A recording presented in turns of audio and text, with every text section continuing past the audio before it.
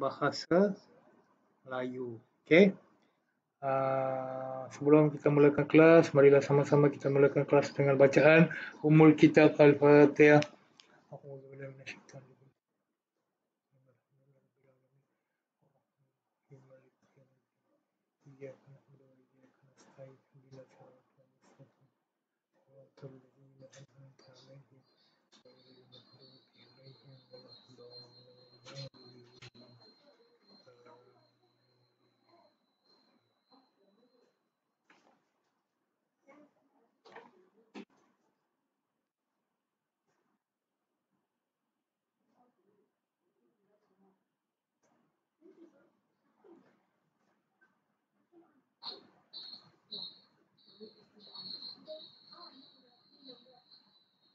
Kejap lah.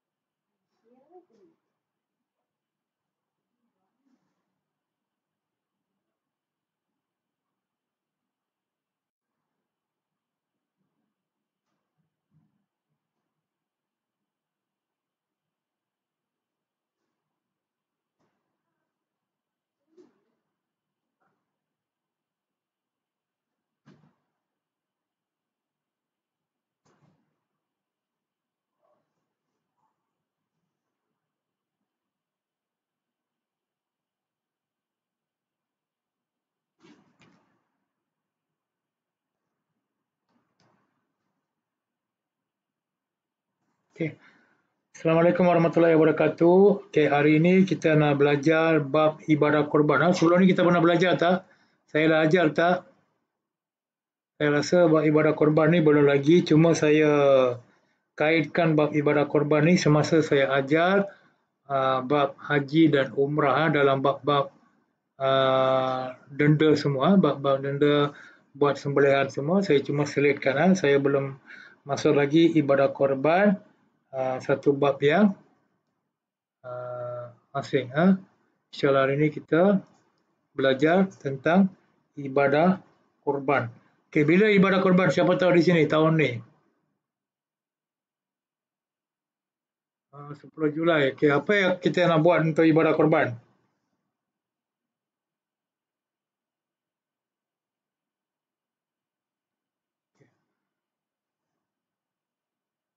Lagi?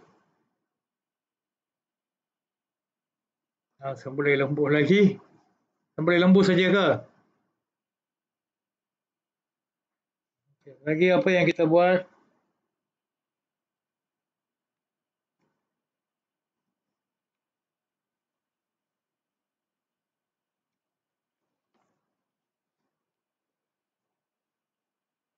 Lagi? Okay. Apa yang kita ingatkan dan kita rasa apabila kita setiap tahun menemui ibadah korban ini?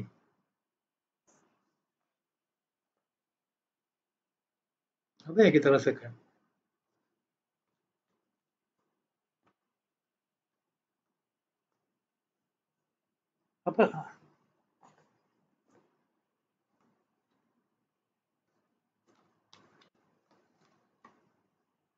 Apa yang peristiwa apa yang kita ingatkan setiap tahun apabila kita bertemu dengan ibadah korban?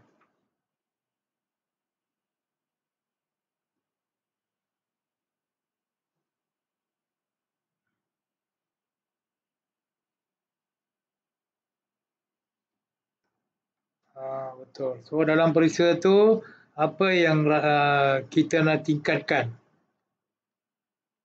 Apa yang kita nak tekankan?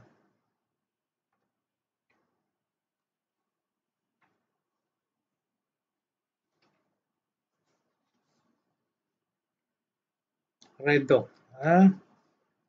Redha ni terhadap siapa?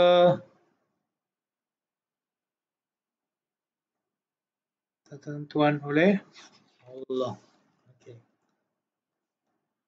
Peristiwa ibadah korban ni dibawa diikut daripada perintah perintah masa umat Nabi Ibrahim.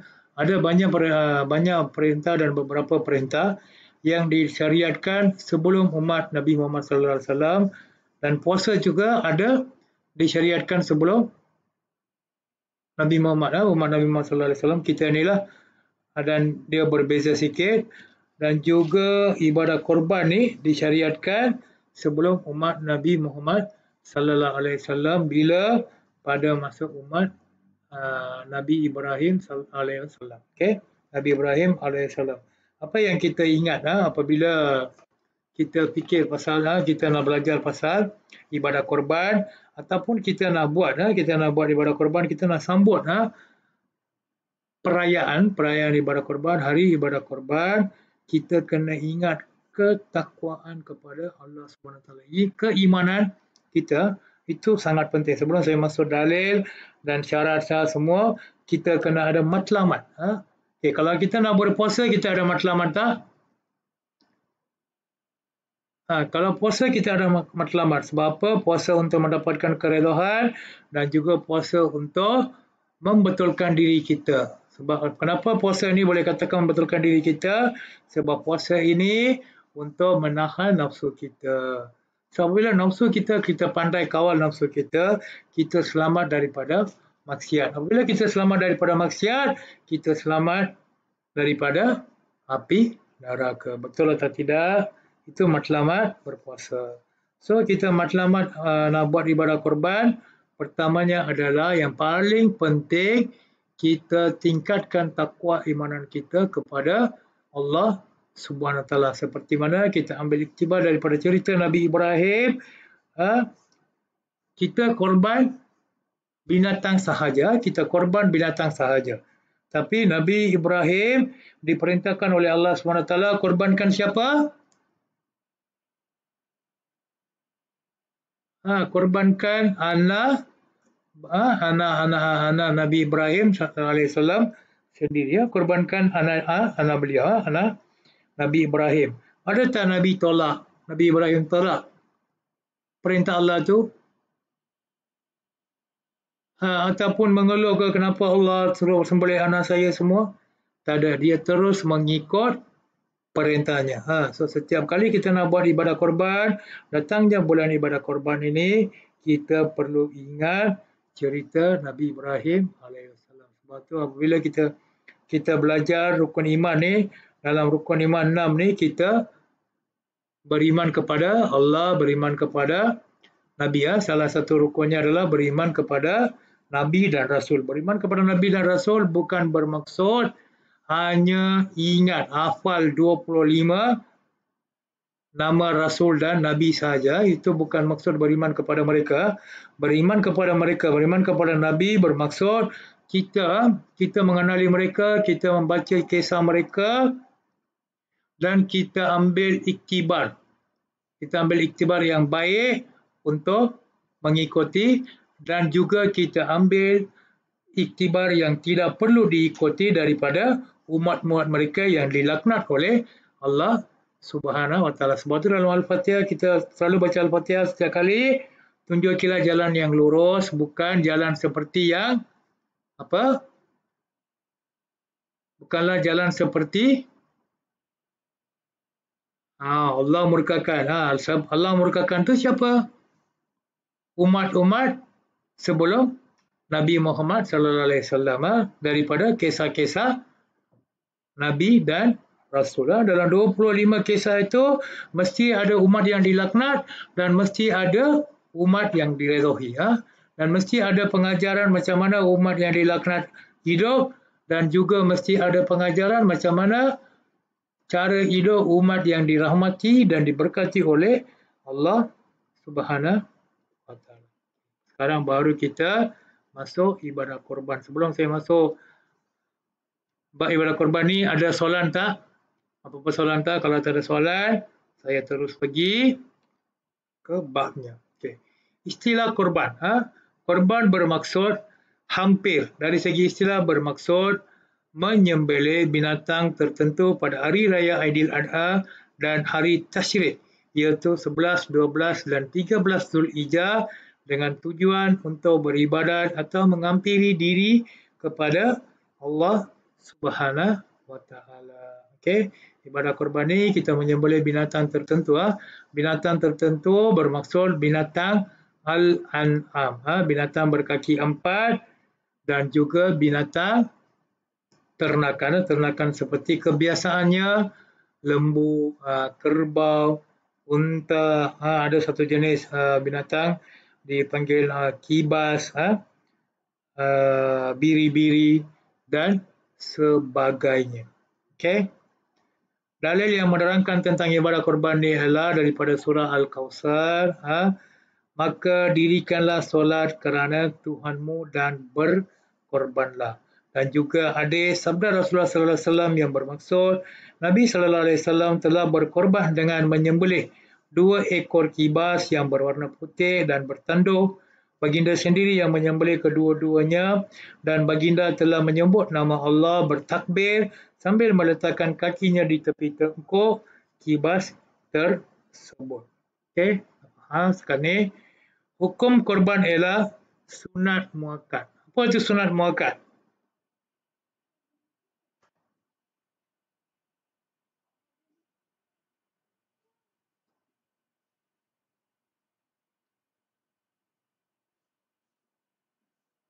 Okay, hukum korban ialah sunat muakkad iaitu sangat dituntun ke atas umat Islam yang berkemampuan tetapi dihukum wajib apabila bernazar. Berkemampuan ni dari segi duit, dari segi duit. Yang penting dari segi rezeki duit. Yang lagi satu, saya nak bagi pendapat. Apabila sunat muakkad ni sangat-sangat digalakkan ni, ia dipandang sebagai ibadah yang mulia. Ibadah yang mulia, ibadah yang khusus di sisi Allah Subhanahu Wa Taala.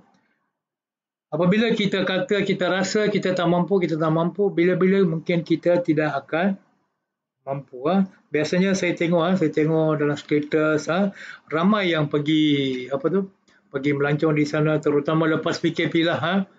Macam manusia sekarang ni, kalau binatang korban kambing semua ni, kambing ni kalau buka kandang ni, siapa pernah tengok tiba-tiba buka kandang kambing?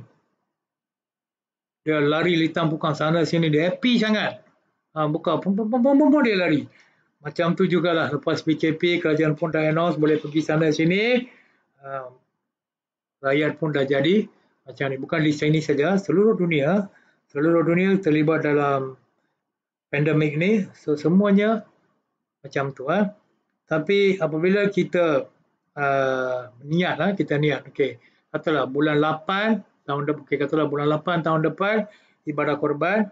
Okay, kita mulalah, bolehlah niat dan berkumpul duit untuk satu bahagian. Satu bahagian biasanya paling mahal pun 850 di Malaysia. So kita kumpul sedikit-sedikit, kita bagilah. Dapat pahala. Niat dulu, niat penting. Kalau niat, Allah akan bantu niat dan usaha. Okay. Wajib apabila bernazar. Siapa faham ni? Ibadah korban ni wajib apabila bernazar. Siapa faham maksud nazar ni? Kalau orang India cakap, renda kerana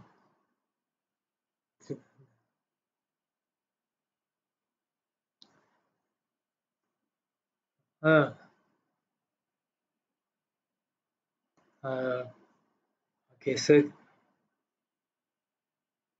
sekiranya kita bernazar, katalah kita ni ada kaki yang sakit, kita doa kepada Allah, kita bernazar, ya Allah sekiranya kaki ini dah disembuh, saya korban, saya korban seekor kambing dan sedekahkan daging kesemuanya.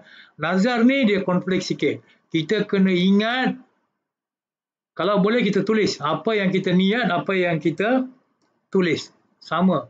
Sebab nazar ni mungkin kadang-kadang kita boleh lupa. Mungkin kita ambil masa 3 tahun untuk luka itu sembuh. Mungkin ambil masa 1 tahun. Mungkin ambil masa 5 tahun. Lepas 5 tahun kita dah lupa pula. Mungkin saya nazar korbankan kambing bagi masak ke, ataupun nazar kambing bagi daging keseluruhannya. Kalau kita nazar sedekahkan daging keseluruhan, kita wajib kena sedekahkan keseluruhan daging.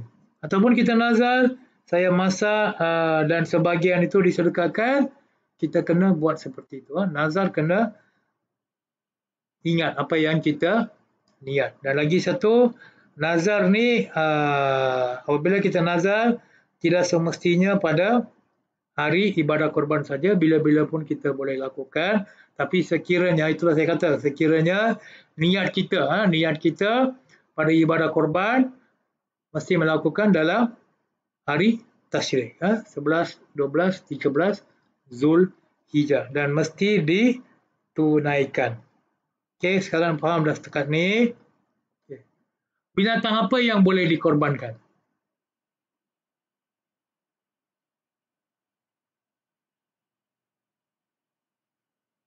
Lagi?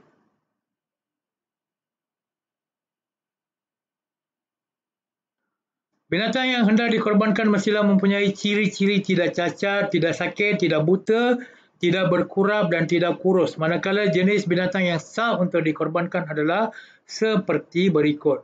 Kambing biri-biri yang berusia 1 tahun dan ke atas, kambing biasa yang berusia 2 tahun dan ke atas, unta yang berusia 5 tahun dan ke atas, lembu atau kerbau yang berusia 2 tahun ke atas.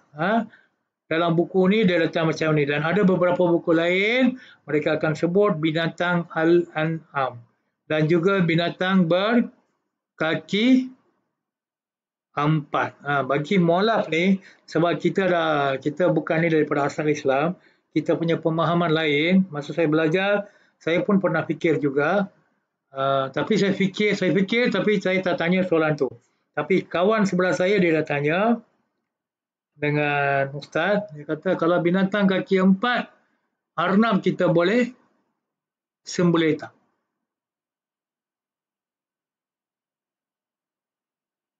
Arnab kita boleh sembelih ke? Binatang berkaki 4? Tidak. Lepas tu Ustaz saya cakap, arnab tidak boleh sembelih sebab arnab ni dia bukan binatang ternakan. Tapi dia masih jawab juga kawan saya, Ustaz, sekarang arnab ni sudah jadi ternakan. Siapa sini pernah ternak arnab? Ataupun siapa kawan-kawan mereka ada ladang arnab? Siapa pernah makan arnab?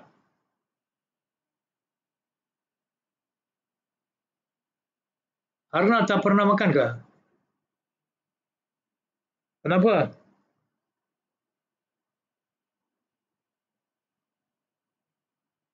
Ikan keli makan.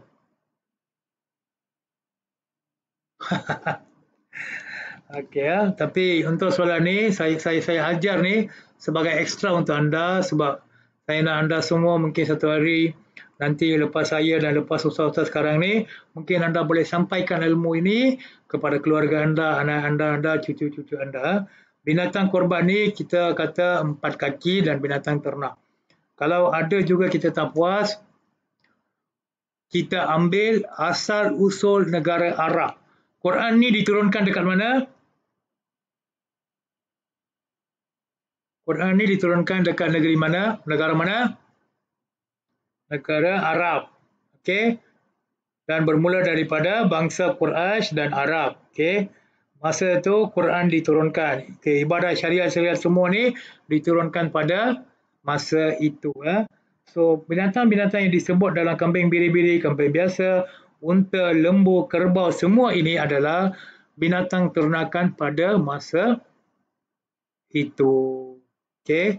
So arnab, dan ada juga sekarang sembelih seladang. Ada kata orang sembelih seladang, semua ni adalah binatang liar, bukan binatang ternakan. Arnab ni zaman dulu mereka memburu menggunakan anjing.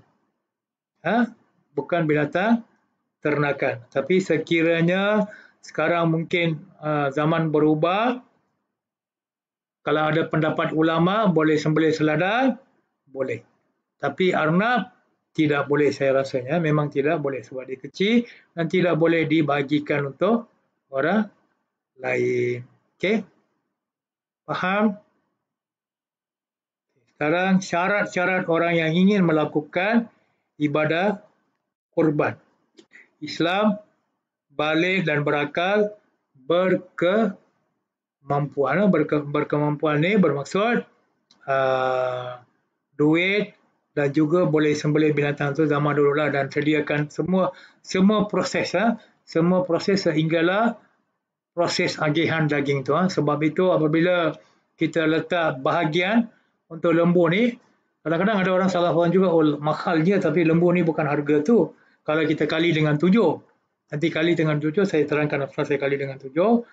Tapi harga yang diletak masjid-masjid dan surau-surau adalah proses beli lembu hinggalah proses agihan. Sebab perlukan duit untuk dia kena bayar untuk tukang sembelih, plastik dia, transport dia, semualah kos-kos tersembunyi itu.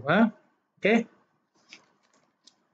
So sekarang kita tak perlu fikir berkemampuan dari segi fizikal. So kita bagi duit aja, kita bagi tahu nama, tulis dan berapa bahagian, berapa kita perlukan dan berapa kita agihkan. Semua mereka akan buat, dan juga sekarang semua door delivery, kita tak pergi pun, tak perlu pergi pun.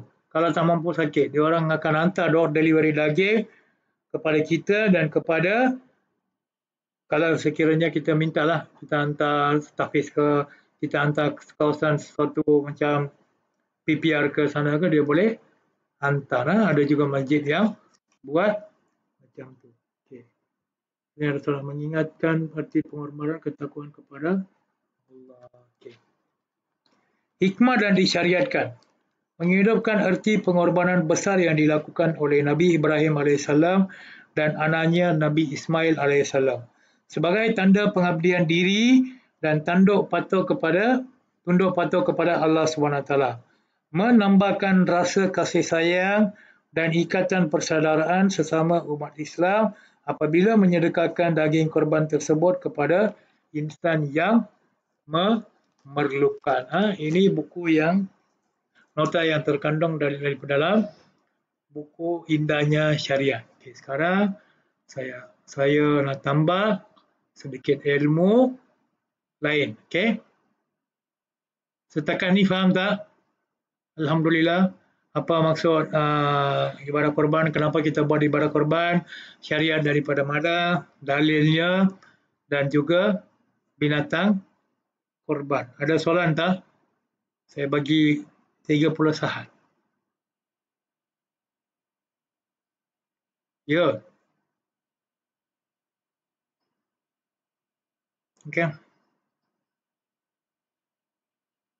Hakikah. Boleh? Boleh? Siapa kata tak boleh? Makan tu macam mana makan? Kita masak, kita bila kita dah tak maksudnya kita, saya rasa tak boleh, sebab hakikat ni disunatkan masak daging semua tu bagi. Daripada daging mentah bagi pun hakikatnya sunat masak daging tu bagi orang makan. Apabila kita dah masak sekaligus, daripada makanan tu kita boleh makan. Faham tak? Nak ambil tu tak boleh lah. Okay. Setakat ni yang saya faham lah. Kalau nanti saya salah, nanti saya akan beritahu balik. Okay. Tapi sekiranya nazar, sebab tu saya tekankan tadi nazar. Nazar ni kita kena ingat niat yang kita niatkan. Sekiranya kita nazar kesemuanya kepada orang lain, makanan yang dah masak pun kita tak boleh makan. Seketul daging pun kita tak boleh makan. Faham? Nazar ni dia bahaya sikit. Kita kena ingat apa yang kita nazarkan sekiranya kita nak dapat kesempurnaan. Tapi sekiranya kita dah lupa, kita ambil konsep Bismillahirrahmanirrahim. Allah Maha Pemurah dan Maha Penyayang. Dapat ampunan sekiranya kita tersilap. Ada soalan lagi tak?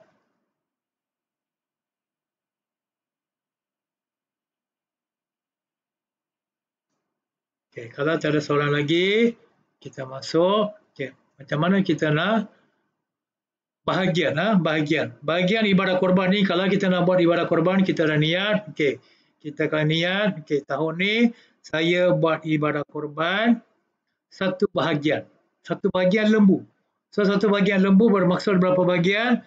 hanya boleh diagihkan 7 bahagian sahaja. Kalau ikut dalil hadis Rasulullah sallallahu alaihi wasallam, dia menggunakan dalil yang masyhur,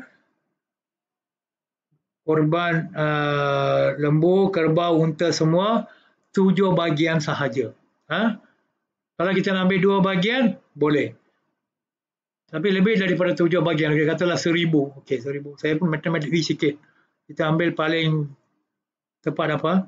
Okey, katalah kita 1000 tu kita nak agihkan 8 bahagian, tak boleh. Kita hanya boleh 1000 tu agihkan kepada 7 orang sahaja. So bermakna kita dah pilih satu bahagian. So kita beli, masjid ada 1 ekor lembu nak beli. So kita nak bagi 6 orang. Faham tak maksud 7 bahagian tu apa maksud? Bagi lembu dan unta. Faham? Ada yang tak faham ke?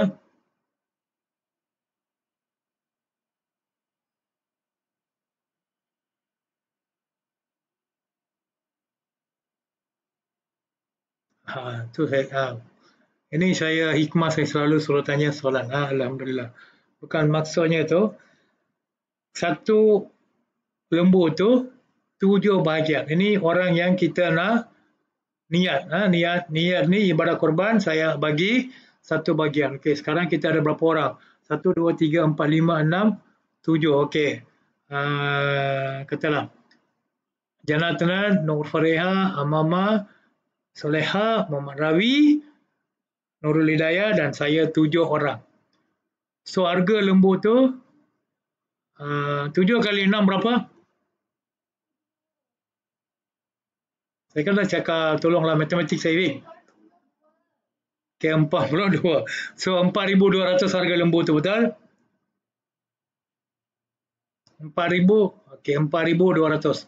Untuk 4,200 tu, kita hanya boleh kongsi duit 4,200 untuk beli satu lembu 7 orang, 7 bahagian sahaja. Kita tak boleh tambah. Okey, kalau 4,200, satu orang bayar berapa?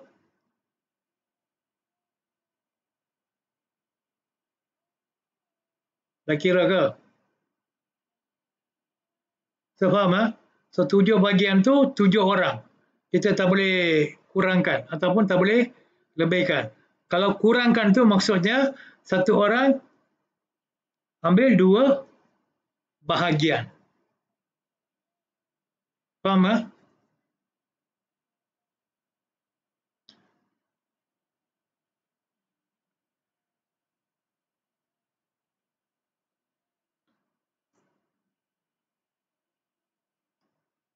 Oh, lembu ni drumstick. Betul, drumstick lembu tak boleh main drum, brother. Drum akan pecah. Okey. Biasanya bila lembu tu dibagikan 7 bahagian kan. Okey, kalau dia biasanya masjid, orang yang buat sembelih dan potong daging tu, dia akan buat apa tahu? Kalau kita ada minta permintaan, mungkin ada orang minta bahagian kaki, ada orang minta bahagian daging saja. So sebenarnya kalau lebih elok, kita tak minta. Mereka bagi apa saja kita terima. Tapi biasanya orang yang buat sembelih ni dia akan berlaku adil. Dia buat apa tahu? Organ dalaman seperti hati dan paru-paru seperti itu, dia akan potong 7. Hati akan potong 7 keping. Paru-paru dia akan potong 7 keping. Biasanya hati dia akan potong 7 lah. Paru-paru akan potong sikit-sikit 7 bagi. Dia akan campurkan daging yang dibagikan untuk kita. Maksudnya kalau 7 orang kita bagi, kita ambil ni, so 7 orang pun minta saya nak peha. So apa kita nak bagi untuk orang yang kita nak infakkan, kita nak sedekahkan. Itu kita kena konsep Islam. Apabila buat sesuatu ibadah, kebanyakan ibadah ni konsepnya adalah merangkumi konsep dunia dan akhirat. Bermaksud, dunia ni menjaga hubungan manusia dengan hubungan. Kalau kita nak pergi akhirat, itu pahala daripada Allah Subhanahu Wa Taala. Okey, zakat ni kita bayar dapat pahala. Okey. Dan kedua, zakat ni kegunaan apa? untuk diagihkan kepada orang yang memerlukan, orang fakir miskin. So begitu juga ibadah korban ni melahirkan sifat berkongsi rezeki dan juga sifat kasih sayang terhadap orang yang memerlukan. Sebab itu ibadah korban ni dilakukan oleh orang yang berkemampuan. Bermaksud orang yang berkemampuan ni dia bila-bila sahaja boleh makan daging itu. So kita bagi kepada orang fakir miskin, mereka tak mampu makan daging itu bila-bila masa. Mungkin hanya orang bagi sedekah ke ataupun pada waktu ibadah korban saja. Memang ada. Kalau dekat luar negara semua macam Somalia, Nigeria, Sudan semua, negara yang sangat-sangat miskin. So kalau kita dah niatkan, so 7 orang itu pun, saya nak daging, tulang tanah. Saya nak gearbox. Saya nak apa, daging paha. Lepas tu ada apa, daging ada macam-macam nama lah. Saya nak daging cakar harimau lah. Saya nak gigit harimau lah. Semua kita minta. So macam mana kita nak sedekahkan kepada orang lain? Lebih elok kita tak perlu minta bahagian apa yang kita perlukan. Kita just beritahu, okey, daripada bahagian tu bagi saya sedikit.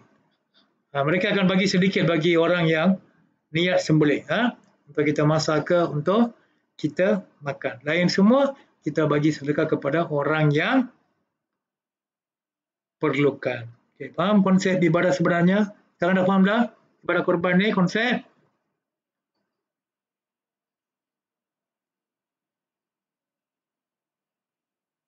Bukan saya suruh bagi semua saja. Tak perlu pilih yang mana bahagian mana. Daripada bahagian tu dia akan bagi sikitlah daging. Dia akan bagi juga, masjid akan bagi sedikit untuk orang yang niat. Bukan kita minta perah saja ke, daging saja ke, tak perlu.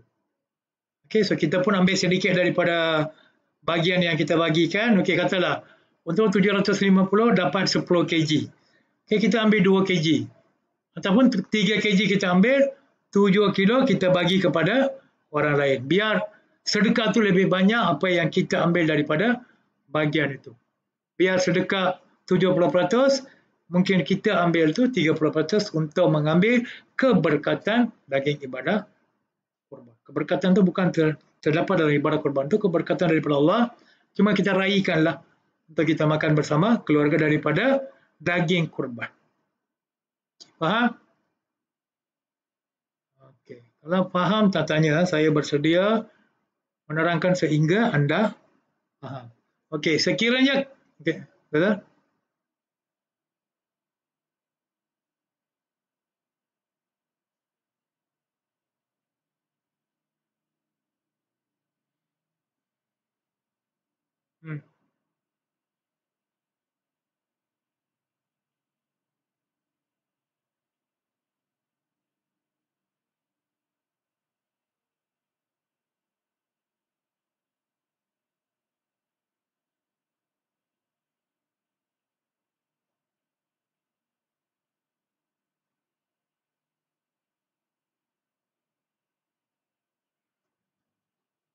Okey.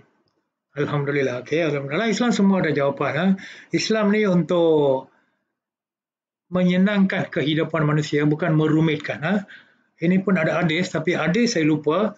Nanti apabila saya dah dapat hadis tu, saya akan letak dalam grup, insyaAllah. Sekiranya dalam satu keluarga, satu keluarga kita nak buat ibadah korban, katalah satu bahagian 600.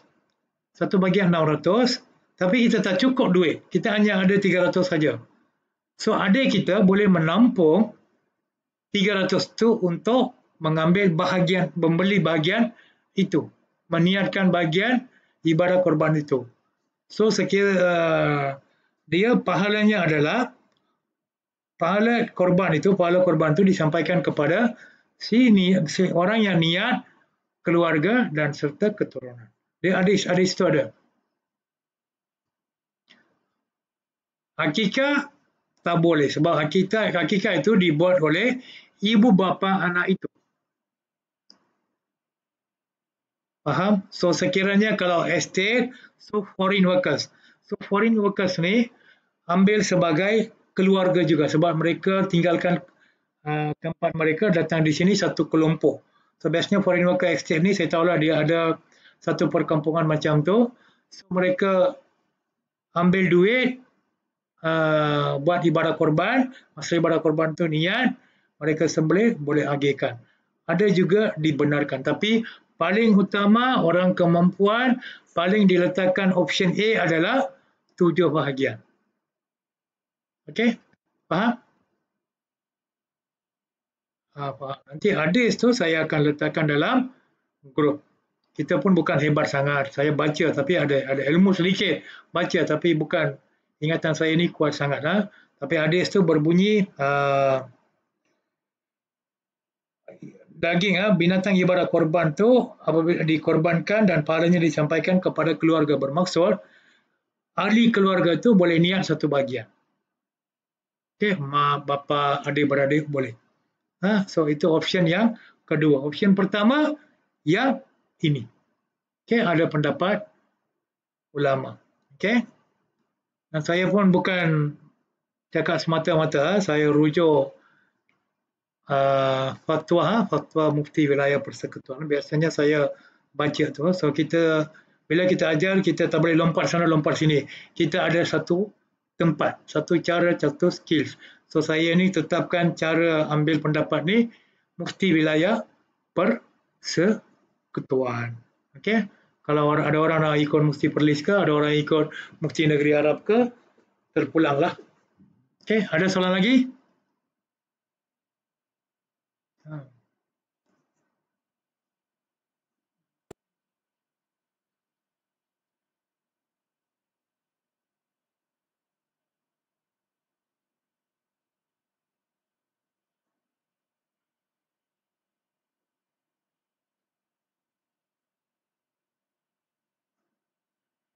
Tak boleh, Brother. Tak boleh. Sebab ibadah korban ni mesti kita nak keluarkan rezeki kita, daripada rezeki kita. Mesti kena beli.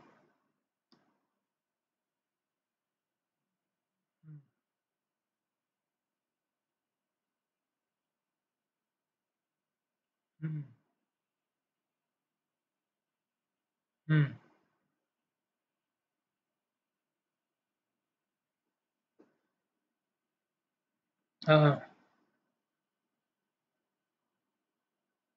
Itu sembelih lain. Itu bab sembelih, bab korban lain. Bab korban ni, binatang mesti kena kita beli daripada binatang ternakan. So yang sembelih itu, mungkin brother tanya lembu aksiden ke, mati ke, apakah boleh makan ke? Sebenarnya boleh makan. Okay, sekiranya kita tengok lembu dah aksiden, tapi dia separuh nyawa. Kita rasa lembu tu tidak selamat. So kalau kita ada pisau, disegerakan sembelih di situ. Boleh makan halal. Okay, sekiranya lembu tu kaki patah ke apa ke, kita ingat dia susah nak survive, nak hidup, kita sembelih, tak ada masalah. Tapi ibadah korban ni, ibadah khusus. So dia ada syarat binatang sembelih. Tidak cacat dan juga tidak ada luka dan juga ada umur dia yang tadi saya beritahu, dan juga pilih binatang yang bagus. Bukan kita ada 10 binatang, daripada 10 binatang itu kita pilih binatang yang kurus, beli yang paling murah punya. Untuk ibadah pun tidak sah, ibadah korban tidak sah. Kita kena pastikan ibadah binatang ni binatang yang bagus dan gemuk, ada six pack semua, kita kena tengoklah. Dia kena apa? Kena comel. Comel sikit. Biar daging dia banyak. Okey? Faham? Ibadah korban dengan bab sembelih lain. Sembelih itu segerakan boleh sembelih, makan bila-bila. Tapi untuk ibadah korban, dia ada syarat binatang. Kita juga tak boleh gunakan binatang, buruan pun kita tak boleh gunakan. Okey, ada soalan lain tak?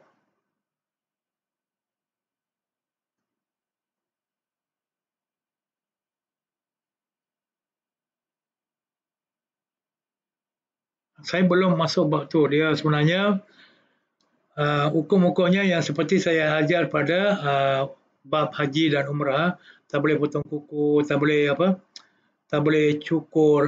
Ada beberapa perkara lah yang kita tidak boleh buat. Tapi bagi orang yang buat ibadah korban ni, bukan haram, bukan haram. Bagi ibadah korban ni bukan haram kita cabut ke kita apa, tapi kita adalah syarat-syarat dia. Nanti saya akan sambung. Ibadah korban ni dia bab dia panjang sikit. Saya akan masukkan ibadah korban dan halal dan haram dan juga sembelihan. Kalau tak ada mungkin kita akan keliru juga tadi pada macam brother tanya kan. So saya akan siapkan dalam bab ibadah korban ni dan selitkan semua bab-bab tu. Mungkin minggu depan kita akan habis. Ada soalan tak?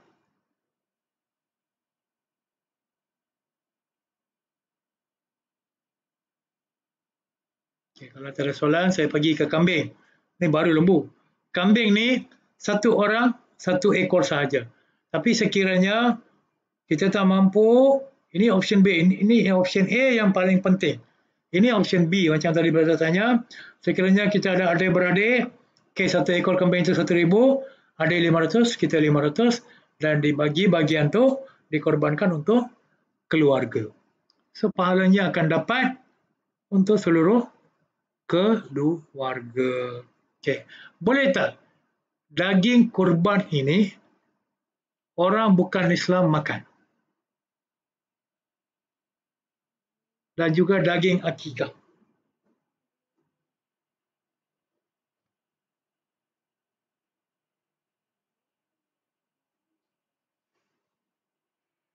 Okay. Tapi macam mana kita nak handle situasi kita sebagai mualaf?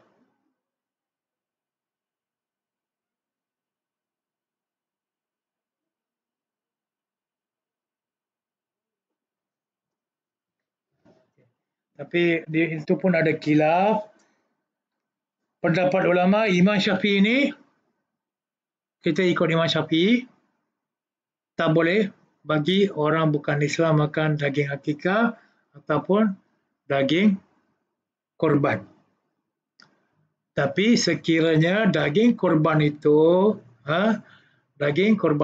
kita bagi kepada, hadiahkan kepada orang lain. Kita dah bagi kepada orang lain. So dia nak bagi kepada orang Islam ke daging korban tu tak boleh juga. Itu kita kena belajar, orang Islam ni kita nak belajar. Tapi sekiranya untuk mualaf macam bab akikah, kita ada 50% ahli keluarga yang bukan Islam. Bila dia tiba-tiba datang, kita kata, you tak boleh, jangan ambil daging. Itu orang bukan Islam tak boleh makan. Kita tak boleh beritahu macam tu. Ada juga pendapat ulama khilaf-khilaf yang kita boleh pakai untuk meneutralasikan, menghandlekan situasi tersebut. Tapi sebagai ustaz saya ajar, hukumnya adalah ikut Imam Syafi'i, daging akikah dan daging korban tidak boleh diberikan kepada orang bukan Islam. Bolehkah daging korban dijual? Okey, daging korban tidak boleh dijual oleh kita sahaja. Kita tu siapa? Orang yang lakukan ibadah korban. Faham maksudnya? Kita. Orang yang niat. Okey, saya niatkan satu bahagian untuk ibadah korban ni, saya dapat daging 3 kilo. Daripada 3 kilo itu, saya tak boleh jual. Okey, tapi sekiranya fakir miskin, dia sudah ambil daging daripada kita, kita bagi dia 2 kilo. Tapi keluarga dia ada 2 orang saja. 1 kilo dia makan, 1 kilo dia nak jual, terpulang kepada dia. Tidak ada halangan. Faham? Faham apa yang saya maksudkan? Jangan salah faham. Oh, Ustaz kata boleh jual. Okey, saya ulang lagi sekali. Kita, orang yang niat korban itu, ambil daging, kita ada 10 kilo daging, 5 kilo kita makan, 5 kilo kita jual, tak boleh.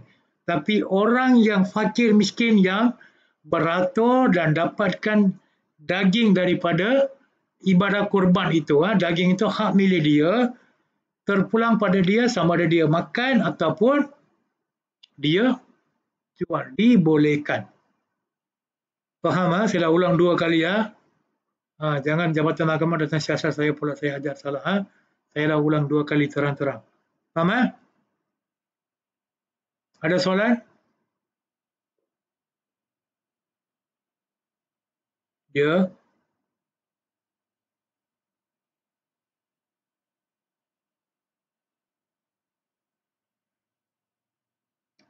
Okey, daging korban ni boleh bagi kepada fakir miskin dan juga boleh dijadikan hadiah kepada orang yang tak miskin pun. Tapi fakir miskin ni maksudnya dia ni tahu pagi dia makan. Okey, pagi makan kita tosai idli nasi lemak dan dia tahu petang itu ada makan.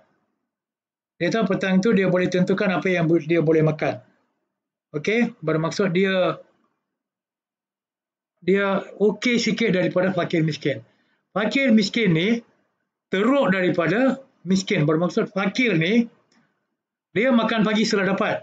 Tapi dia belum tahu apa yang akan dia makan dan apa yang dia akan dapat untuk makanan yang seterusnya. Apabila dia lapar, dia belum tahu apa yang mereka nak makan. Mungkin miskin ni dia bubur.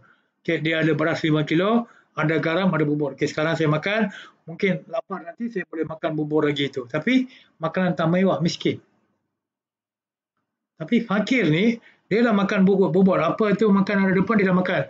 Tapi sekiranya dia lapar, sekiranya makanan tengah hari ke malam, dia belum tahu lagi apa yang dia makan. So, itu maksud fakir. Dia kalau dalam bahasa Melayu tu, kais pagi, kais apa tu? Kais makan pagi, kais makan petang. Betul ke? Kalau saya salah, betulkan. Siapa di sini pandai? Betul? Maksud sama kan macam tu kan? Pagi dia makan, pagi makan. So malam dapat baru dia makan, betul? Betul ke?